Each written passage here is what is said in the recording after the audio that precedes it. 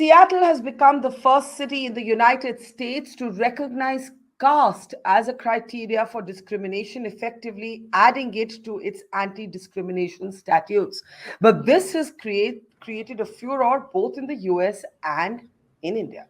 I'm Barkha Dutt, you're with the Mojo Story. Earlier on this platform, we spoke to Seattle Councilwoman Shama Sawant, who explained her logic for being the driver of this change. The Indian born American spoke passionately in favor of this law, one that she said could now be expected to be replicated across cities in the United States of America. But the issue has sharply divided public opinion. Many groups have welcomed the decision as seminal and long overdue. Others have suggested that there is a distortion in this discourse, one that they're calling Hinduphobic, arguing that there is no real substantive caste driven discrimination in the United States of America, and the move stereotypes India and Indians. We continue to discuss what, either way, no matter which side of the debate you're on, is a seminal historic move. Why is it creating the kind of outcry it is? Let's introduce our guests on the program today. Joining us in the program is US-based author and academic Aakash Rathore. Welcome to the program, Aakash. Also joining us is one of the most important media voices and voices on Dalit issues, Meena Kotwal, who's the editor and founder of Mooknayak. Welcome to the program, Meena. Also joining us is Mohandas. Mohandas is a venture capitalist, industrialist, and commentator. Good to see you always, Mohan. Joining us on the program today is Suhag Shukla. Suhag Shukla leads the Hindu American Foundation. It's been one of the organizations that is up in arms over this move. We'll try and understand why from Suhag in a few moments from now. And finally, joining us on the program is Sreenivasan. He's a man of many different parts. I've known him for decades. He's, of course, also a commentator and the co-founder of the South Asia Journalists Association, otherwise known as SAJA. Good to see all of you. And let me actually start by getting your perspective, Suhag. I start with you because we've had Shama Sawant on this program, on this platform, on Mojo Story, making a very passionate argument in favor of why she did this. So I want to understand what possible problem you could have with this. Caste discrimination, especially here in India, is a reality. Why would we assume that Indians who go from here and, let's say, settle down in the United States of America would not be guilty of the same prejudice? Why would caste prejudice magically disappear as Indians cross shores? Suhag.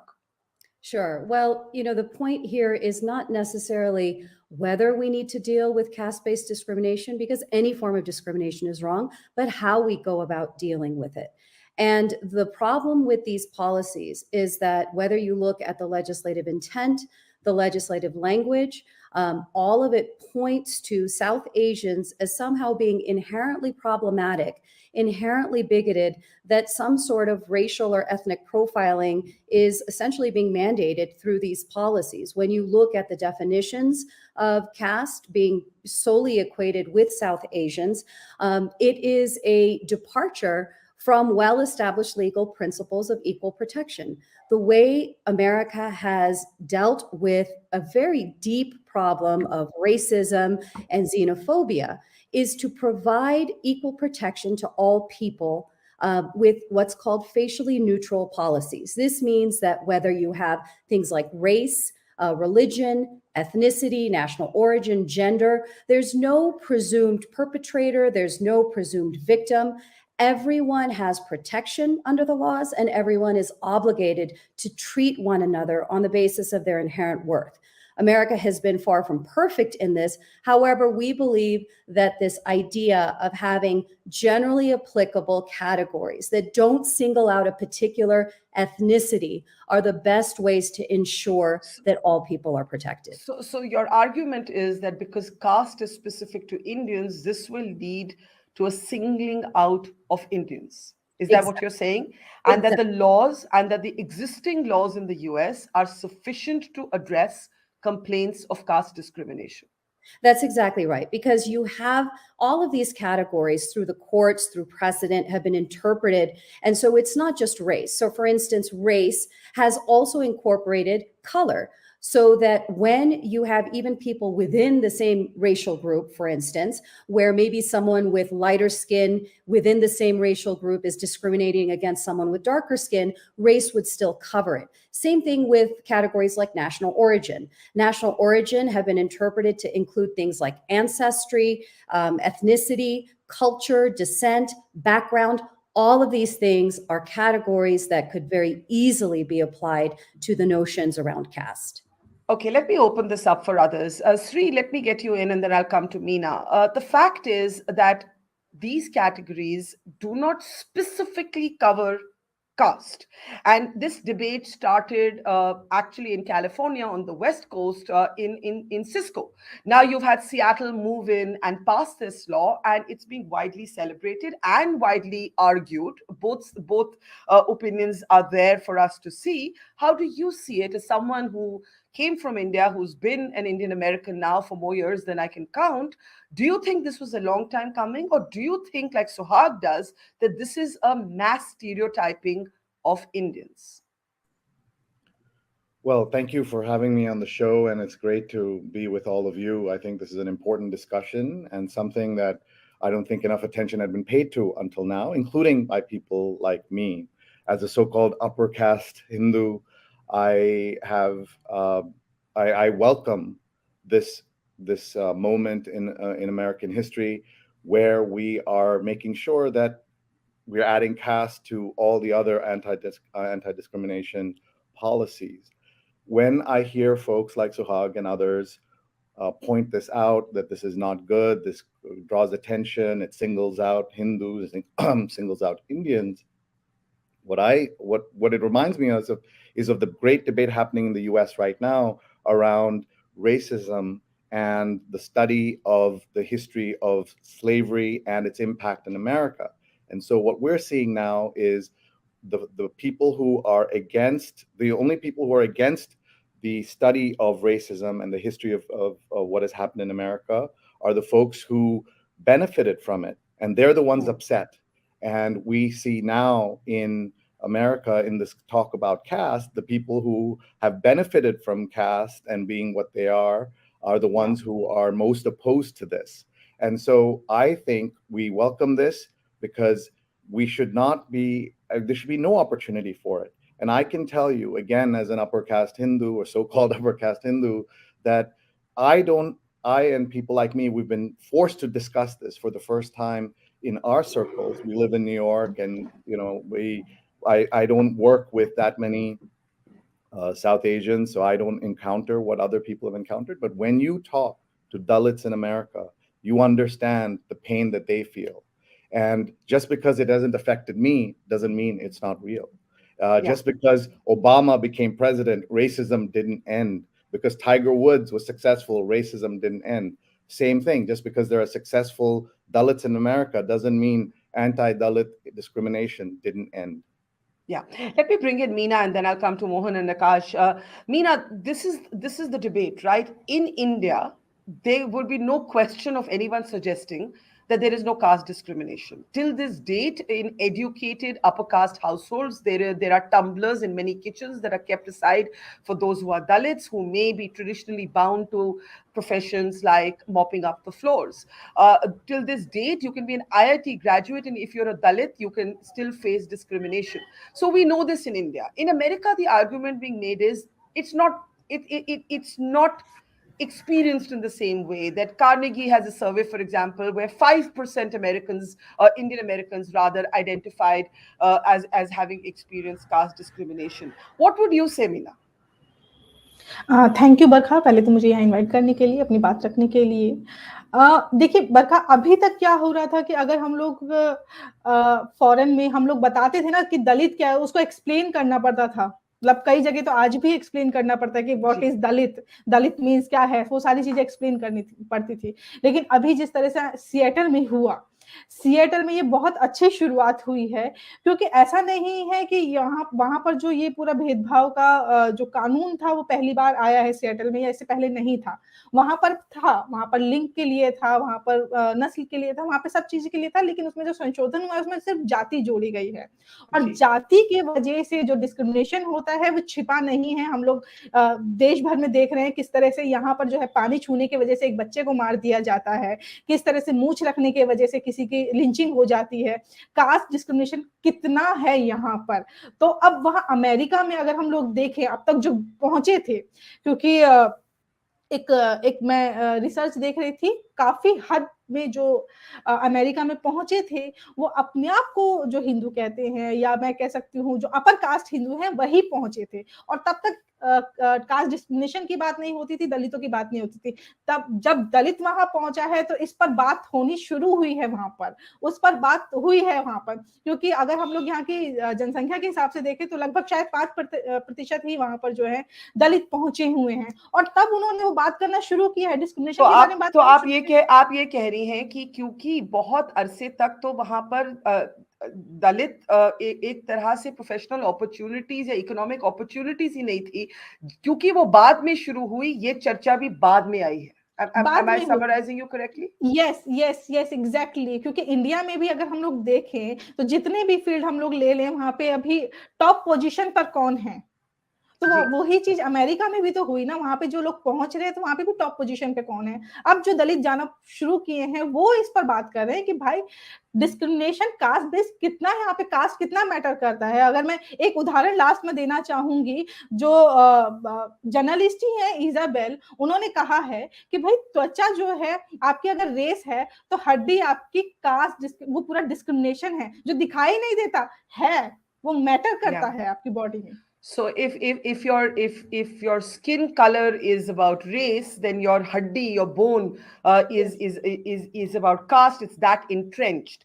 Mohan, let's bring you in. One thing I want to ask is, what is the downside? What is the downside of this law? That is, Suhag says the downside is it's stereotypical of Indians. Indian children could be singled out. Indian employees could be singled out.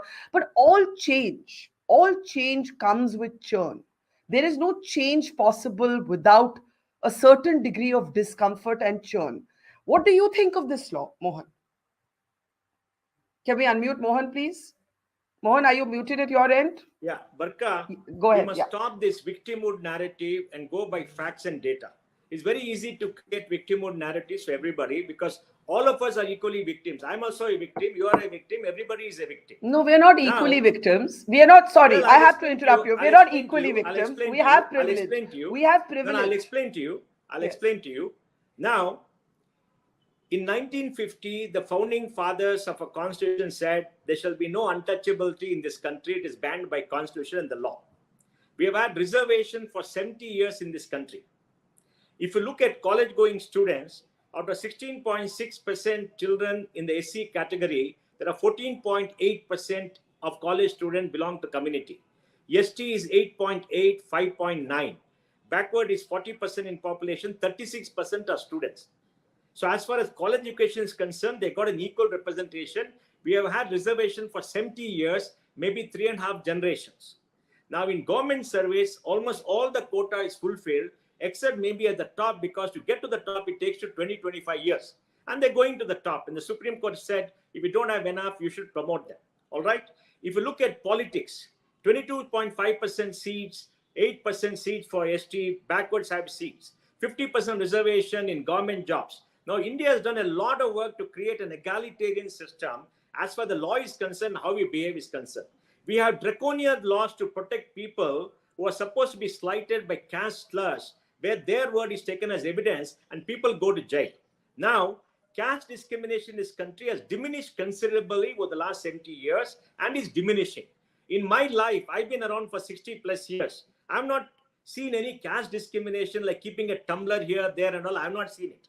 I've had many people come to my house. But I can bring you to homes in Delhi, in my neighborhood, where educated upper caste people, employers have a separate glass for the sweepers Barkha. who come to clean their Barkha. homes. I can show you more than one home where this happens. Barkha, we can't take examples and globalize it. I'm not globalizing. I'm just saying we can't say there's no caste discrimination in India. That's all I'm saying. There is caste discrimination, but it's diminished considerably because we've taken a lot of steps. And today, when you walk in cities, you can't make out who is a caste. In fact, if you read Ambedkar, what did Ambedkar say?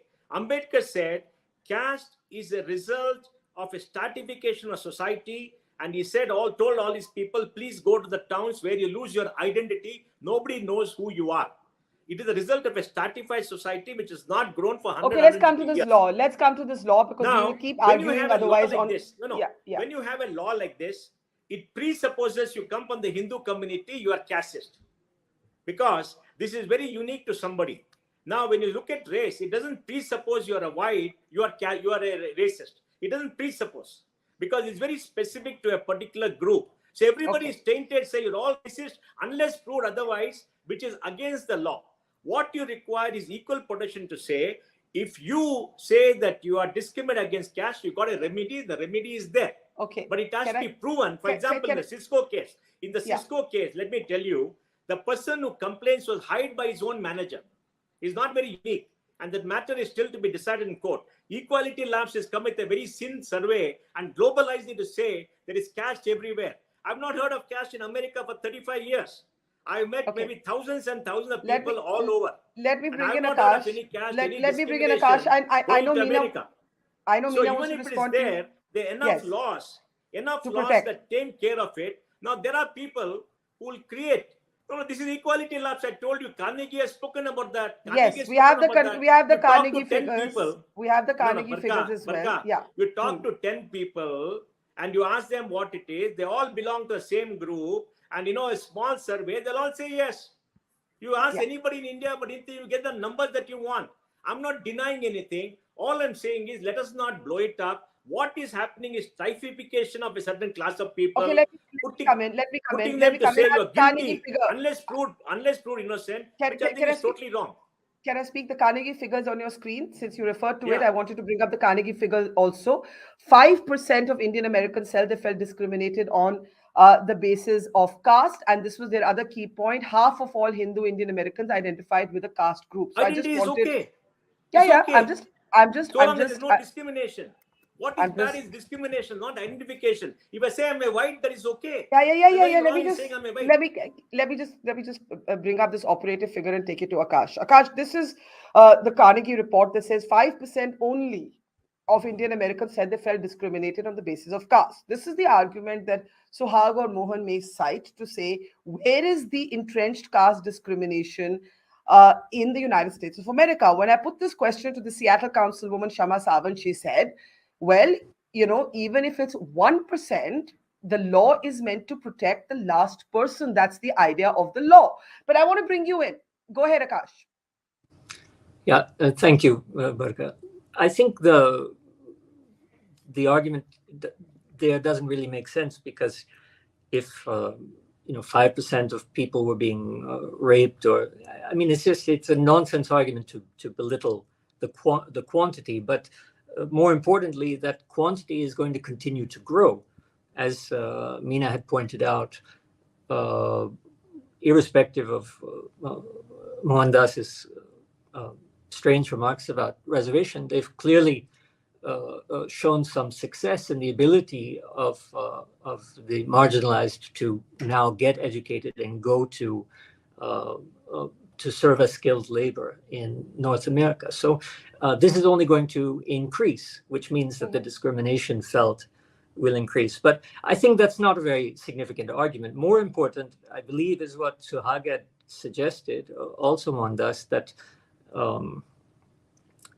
there's some sort of remedy already, that caste is already covered. But this is shown in the history of case law to be completely false. I think they must also be aware of these cases.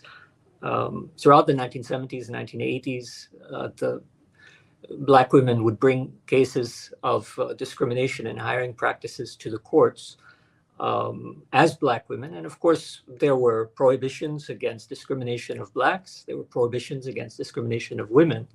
But all of their cases were thrown out because you didn't recognize Black women as a category to be discriminated against. And the case is the same here. There may be prohibitions against religious and ethnic and racial discrimination, but caste discrimination is unique, and it's uniquely felt by a group of people now residing in the United States, whether that's 5% or 95%. So you do not believe the existing laws cover it because it's such a unique point of identification that actually exists only among Indian Americans. That's the point you're making, Aakash, that you need a specific law because it's a very specific sort of identity marker, as it were. Let me. I know Suhag, you wanted to come in. I just want to give Meena a chance to respond, and then I'll come to Suhag right after that. Meena, please go ahead. Thank you. जिस तरह से मोहन जी ने बात की कि उन्होंने अपने आसपास जो है कास्ट डिस्क्रिमिनेशन नहीं देखा है, ये तो वही बात हो गई। बहुत मुश्किल नहीं है कास्ट डिस्क्रिमिनेशन देखना अपने आसपास। आप देखिए आपके आसपास सफाई कौन कर रहे हैं, आप देखिए जाति के आधार पर काम कौन कर रहे हैं। बहुत ज्यादा मुश्किल नहीं है। अगर ऐसा होता तो राजस्थान में एक बच्चे को मरना नहीं पड़ता, कास्ट उसने सिर्फ एक घड़े को छुआ था, पानी के घड़े को छुआ था, उसको मरना पड़ा। हाथरस जैसा, जिस तरह से हाथरस का जो अभी मामला हम लोगों ने देखा, पूरा कास्ट पे बेस्ड है वो, और जिस तरह से उसका जजमेंट आया, तो आप तो उसी जज की तरह बात कर रहे हैं कि उस महिला के साथ जो है रेप ही नहीं हुआ, यानी कास्ट डिस्क्रिमिनेशन इंडिया में है ही नहीं। और जिस तरह के आपने डेटा जो बताया ना, रिजर्वेशन का डेटा जो आपने बताया मोहन जी, वो आपने डेटा जरूर सही बताया उसमें, लेकिन आप देखिए उनमें लोगों को रखा जा रहा है या नहीं जा रहा। 50% तो आज भी जो है सवर्णा ही हर जगह पर तैनात है। उनको जो मेरिट बेस पर जो रखा जाता है, क्यों रखा जाता है उनका? तो जो let me come in, Meena ji, एक मिनट आपने बात रखी। हाँ, sorry, Mohan, I know you'll want to respond, but I think Meena is making a very important point that as long as caste is linked to profession, and that is the origin of caste, you're handed down professions over decades, and whether it's people who clean our toilets, whether it's people who mop our floors, whether it's people who often wash bodies before they are sent for last rites, these all continue to be caste oriented professions. So we can't say we don't see caste around us. और मंदिर में कौन बैठा है वो भी पूरा cast पर ही डिपेंड है। अच्छा, एक minute, sorry, I just want to bring in Suhag, then Mohan, then Sree, in that order. I'm sure Mohan will have his own arguments. Suhag, here's my question very respectfully to you. How do existing laws, because that's your central argument, cover caste discrimination when America hasn't understood caste? For years, if you try to explain to the Americans caste, I mean, they understand race, they don't get caste. Right, but we're all, even when you talk to an average Indian, they're all talking about different things. Are we talking about jati? Are we talking about biradari? Are we talking, what caste has done is that it's a blanket term for a number of indigenous social markers. But I want to comment on a couple of things. One is this idea that all Dalits support this law. I will tell you, amongst our coalitions, there are a number of Dalit and Bahujan voices who see that this is inadvertently going to target them regardless, because of your point that you're going to have a bunch of white administrators who are now looking with additional scrutiny at every Indian, regardless of that sort of background. The second thing is that the Title VII, which is the main federal non-discrimination laws, they came about in 1965. So to cite law from the 1970s, as I said, America has been imperfect, but it has been progressing. So to cite laws that are 50 years old, I'm sorry, is dishonest. Why can we say that national origin? First of all, it hasn't even been tested. Most of the places, whether you're looking at universities, whether you're looking at the city of Seattle, none of them have actually tested existing law. So without even testing the existing policies, fine. If you can say, if you have enough courts that say caste is somehow so unique, so different that it's worth having a category that will now apply to 1.5% of the American population, so be it. However, we have not tested national origin. I would invite anyone who has faced caste-based discrimination. And what is discrimination? It is not someone looking you up and down or someone asking you whether you're vegetarian at a dinner party or asking you to put your non-veg item, not on the main table, but on a different table if the host is vegetarian. Because these are the examples that have been given. Discrimination is very specific. It is hostile behavior or conduct towards someone on the basis of these protected classes in the workplace, in public accommodation, and in other areas that are protected. So if someone has been discriminated, where the rhetoric has gotten to the point where it's affected your hiring, your ability to do your work, or you've been fired on that basis, well, file a claim. You have national origin to protect. Okay, let me bring in Mohan and then Sree and then Aakash. Mohan, Barkha, go ahead. I'm not denying there is caste discrimination in India. There is caste discrimination. It is diminishing substantially compared to 40, 50 years ago because society has become richer. We have had reservation. People are becoming upwardly mobile. There is greater urbanization, etc. And that is the function of a society which is growing and casting of the past. I'm not saying it's not there. Now, you can cite any number of murders and cases, but you must look at cases per million population. There are more than 200 million people who are classified as scheduled caste. 200 million people.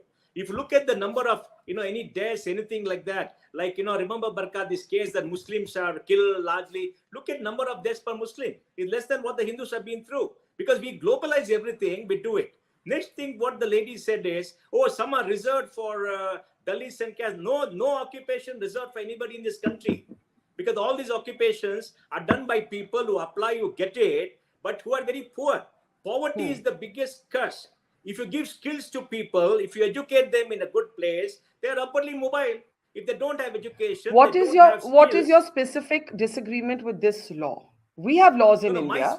We have laws in India which have partly led to this upward mobility. My specific disagreement is it turns the law upside down to say all people who are of Hindu origin are castes, and you are castes unless you prove otherwise, because the law put caste as a barrier. Now, when you have, like Suhag explained very clearly, when you put race as a barrier, there are three conditions. And the race means that you can go and state you're discriminated on grounds of race, but doesn't mean every white is a racist. It doesn't mean every white is a racist. A brown man can be a racist, a black can be a racist, anybody can be a racist. It's discrimination on the behalf of this. Because caste is very unique to a community, everybody is deemed to be castes, and you've got to prove otherwise. It typifies Hindus in America and discriminates against them. Creates suspicion. Mohan, while I agree with you that things are changing in urbanized environments, NCRB data, the government's own data, actually paints a reasonably grave picture. I have before me atrocities of crime against scheduled castes have increased by 1.2% in 2021. So it could be that people are reporting these crimes more. No, I'm just quoting government data. I'm quoting government data here. 1.2% is not significant. You must look at a long-term. I agree. I prefaced it by saying population. Okay, let me bring in Sree. This point of stereotyping, of painting all Indians with the same brush, of painting all Hindus with the same brush, of the assumption, as Mohan and Suhag fear, that there will be an assumption now that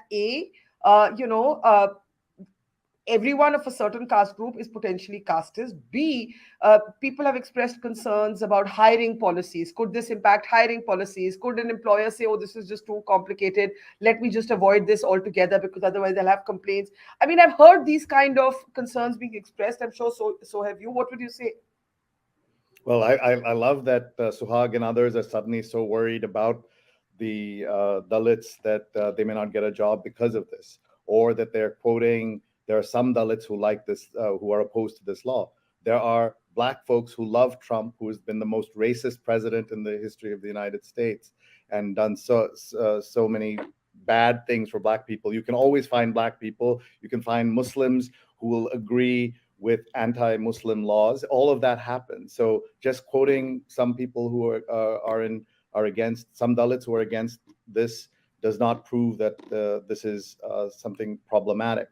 I think that this is a small step. I tweeted when this happened, I'm just reading this here, as a so-called upper caste Hindu, I'm happy to have caste added to the anti-discrimination laws of Seattle. This is another small step in the moral arc of the universe, bending toward justice. Why stand in its way? What is the problem? I don't see that. I don't think HR managers are going to or worry about this beyond a point, because they get trained and they will know what to do.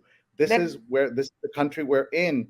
The success of Indian Americans is amazing here, and that's wonderful. And yes, people have been able to succeed, but look at the number of Dalits, look at the percentages.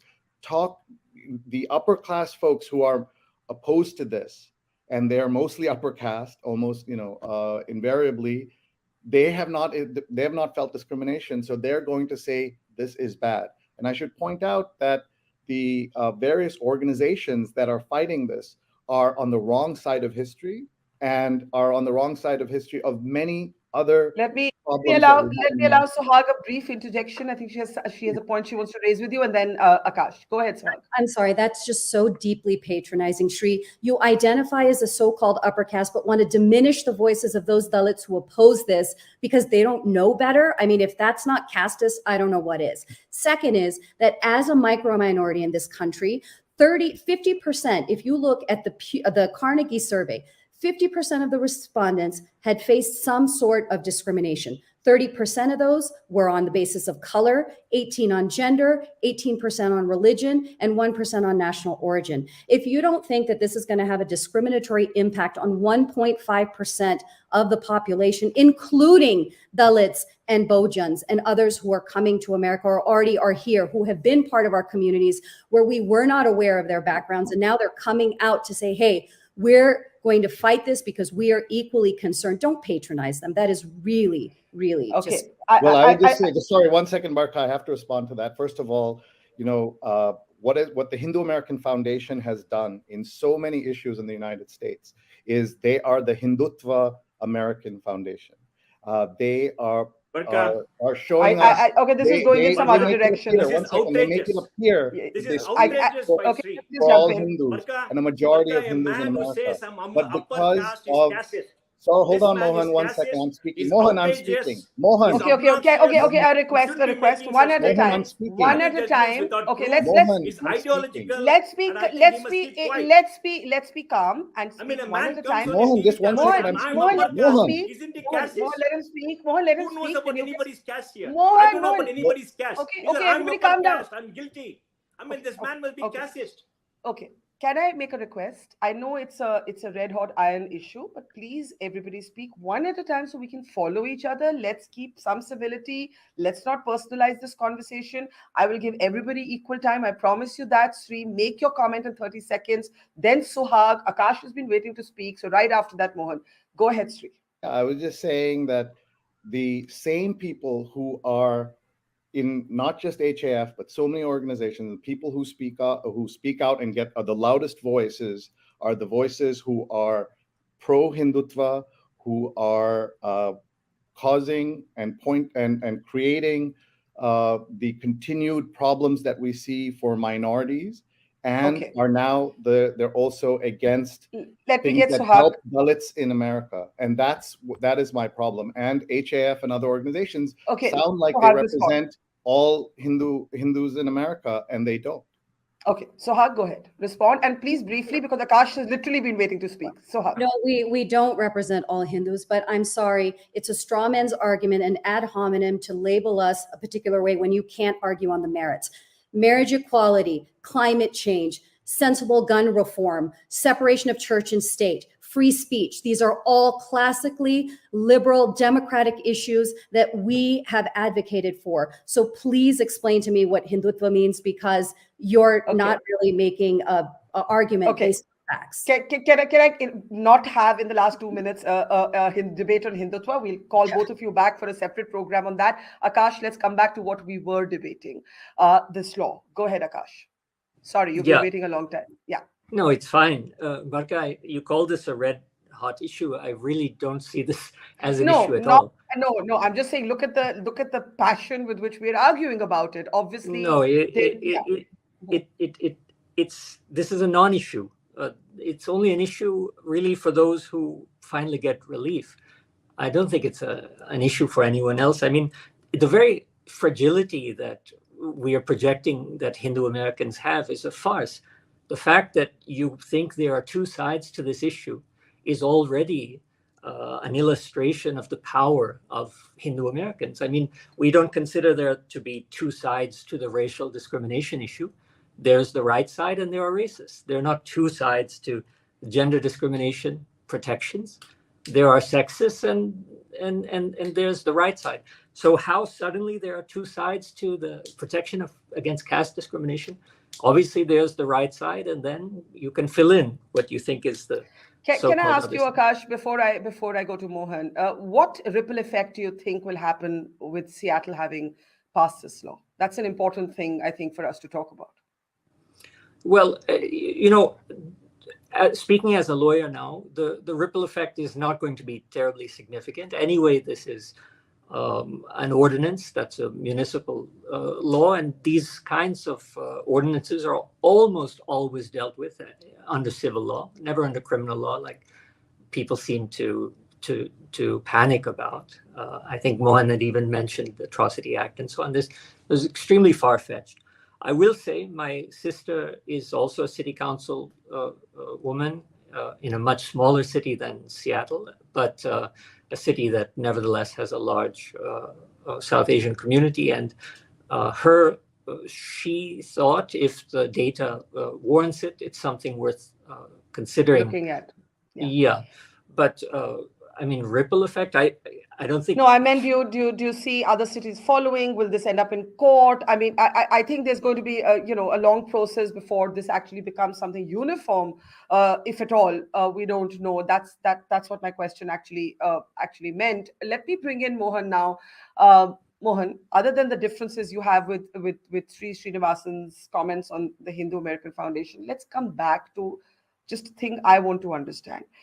If we were talking about race in America instead of caste, we would have no luck in trying to convince lawmakers that existing laws are enough. Or, look at the outcry or the debate over, let's say, critical race theory. It is a big burning issue in the United States of America. Statues are being pulled down over what oppressed groups believe happened in the past. So just because things change or are changing doesn't necessarily change the structural way power has been organized and continues to be organized. What would you say to that? Barkha, as far as race is concerned, it's a 200-year-old issue. It is in the founding of the American Republic, how they treated the American Indians and killed them off and created genocide. America is based upon racism. They sold people as slaves. So it's an old issue, huge amount of data.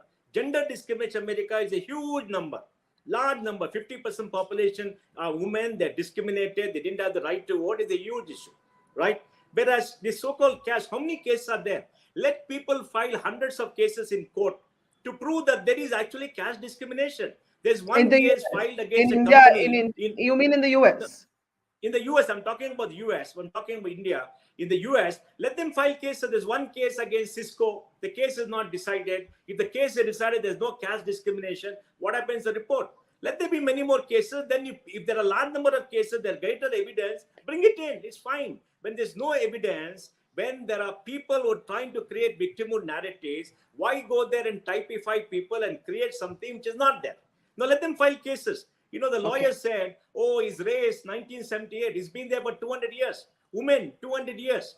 These are all big issues. This whole issue about caste is not a big issue. How many cases are there? You take the Cisco case. It's not decided yet. It's been there for 3 years. Let it be decided. Wait for a year. Then you do it if you wanted. The hundreds of cases. How many cases are filed? Now, I'll have an argument. Even one rape is too much. That's a very frivolous argument. Yes, one crime is too much. One murder is too much. We can't accept it, but these things happen. But Mohan, I remember when homosexuality was to be decriminalized in India, initially the Supreme Court refused, saying this is about a very small number of people. And eventually the Supreme Court reviewed its own decision because the law is meant to protect the last woman standing, as it were, right? So I don't know if this can be numerically benchmarked. I don't know. I don't know if that makes sense. Do you want to briefly respond to my point? I want to give Meena the last word. I do have to close. But Barkha, in that homosexual case, homosexuality is a normal human sexual preference. It's been there since the beginning of civilization, right? And it was a Victorian concern to put it in the law, and the law had run its course. I mean, that's very normal. Now, when you talk about caste discrimination in the US, you got to say, is it normal? You cannot say just because you belong to a caste, you're discriminating. Among 6 of us here, there's only one person saying, hey, I'm upper caste, I'm upper caste, I'm upper caste. He is discriminating against everybody. I'm upper caste, I'm guilty. He's owning his okay. Ridiculous. This is ridiculous. Okay, he's owning his privilege, I think is what that's why he's mentioning his caste. He's feeling perhaps. guilty about it. He feels guilty is fine. Okay, Meena ji, correct. I'm out of time. Meena, last word to you. ये चर्चा चलेगी, भारत में भी चलती है. Have quotas done their time? Should quotas be extended? Economic cap होना चाहिए या नहीं? ये यूनिक डिबेट नहीं है. हर देश में बार बार एक रिव्यू का कॉल आता है. In America, it's reverse. They're bringing it in instead of sort of saying, okay, people are equal enough to phase it out. जहां कहा जाता है कि सिर्फ 5% लोग, जो कार्नेगी का सर्वे है कि सिर्फ 5% लोग जो है उन्होंने बात की कास्ट डिस्क्रिमिनेशन की, जो बाकी क्राइटेरिया थे डिस्क्रिमिनेशन के वो उससे ज्यादा बड़े थे, which सुहाग मेंशन. उस पे आपको मैं लास्ट वर्ड देना चाहती हूँ. बरखा, पहले तो मैं अभी यही सोचने की कोशिश कर रही थी कि हम लोग जो ये डिस्कशन कर रहे हैं वो क्यों कर रहे हैं. मतलब क्या दिक्कत है कि अगर कोई कास्ट डिस्क्रिमिनेशन की बात कर रहा है, कोई दलित को लग रहा है कि हाँ उसके साथ कोई कास्ट डिस्क्रिमिनेशन हो रहा है और कानून में बदलाव हो रहा है, अमेरिका अपने कानून में बदलाव कर रही है, इसमें हमें दिक्कत क्या है? हमें अगर दिक्कत है तभी हम लोग डिस्कशन कर रहे हैं यहाँ पे, यानी हम लोग कास्टिस्ट हैं तभी हम लोग डिस्कशन कर रहे हैं. ठीक है, तो ये डिस्कशन होनी ही नहीं चाहिए थी. जब महिलाओं के साथ हो रहा है, जब लिंग और जेंडर पर हो रहा है, तब तो हम डिस्कशन नहीं कर रहे हैं. यानी कोई अगर कोई जेंडर बेस्ड पर डिस्क्रिमिनेशन हो रहा है और कोई पुरुष हमें बताएगा कि हमने तो अपने आसपास कोई डिस्क्रिमिनेशन देखा ही नहीं, अरे वो महिला बताएगी, महिला को बताने दो, उसके भी नाक मुंह कान सब कुछ है, वो रियलाइज करेगी कि उसके साथ डिस्क्रिमिनेशन हो रहा है या नहीं हो रहा है. तो इसी तरह वो दलित बताएगा और ये बिहेवियर में होता है. मतलब आप उसको आज की डेट में, मैं खुद दिल्ली जैसे शहर में रहती हूँ, मैंने खुद यहाँ पे प्रैक्टिस किया है, तो यहाँ पे छूने से, खाने से, दोस्त बनाने से डिस्क्रिमिनेशन नहीं होता है यहाँ पे. अगर ऐसा होता तो आज भी यहाँ लिंचिंग नहीं हो रही होती, आज भी यहाँ रेप नहीं हो रहा होता. जिस तरह से अभी 1.2 जो केस इंक्रीज करने की बात की है एनसीआरबी के डेटा में, वो मोहन जी ने कहा बहुत छोटा सा डेटा है इतनी बड़ी जनसंख्या में, वो इंक्रीज हो रहा है हर साल उससे ज्यादा. और ये वो डेटा है जो रिपोर्ट किया जाता है. बरखा, बस मैं अपनी बात खत्म करूंगी. ये वो डेटा है जो रिपोर्ट किया जाता है. SC/ST एक्ट में कई सारे मामले दायर भी नहीं होते हैं. मैं खुद एक मीडिया ऑर्गेनाइजेशन चला रही हूँ, मेरे पास सारे दिन यही केस आते हैं कि होता ही नहीं है. और रही बात गरीबी की, आपने कहा गरीबी सबसे बड़ा मामला होना चाहिए, तो गरीब अगर ब्राह्मण है, अगर सवर्ण है, तो भी उसको इज्जत से बोला जाएगा. दलित अगर मर्सिडीज में भी घूमेगा तो भी उसके नाम पर गाली बनी हुई है. और सारी गालियां इस देश में महिला और दलितों के ऊपर बनी हुई है, कास्ट के ऊपर गाली बनी है, किसी भी सवर्ण के ऊपर आज तक गाली नहीं बनी है. ये है डिस्क्रिमिनेशन. एक चीज मैं कहना चाहूंगी अंत में. I remember being a young person who did not want to acknowledge caste. When someone would ask me what is your caste, I would say I don't know, and that is genuinely the way I had been brought up till I started being a journalist and started reporting on life outside of my cocoon, and I realized that for me to be able to say I don't know my caste was a privilege in itself. This debate will carry on, but we will leave it there. Thank you very much to Aakash, Suhag, Mohan, Meena, and Sree. And to our audience, thank you for watching. Take care. It's great to see you here. Thank you for watching our work. If you haven't subscribed yet, don't forget to click the bell icon and subscribe to Mojo Story and support independent, robust journalism.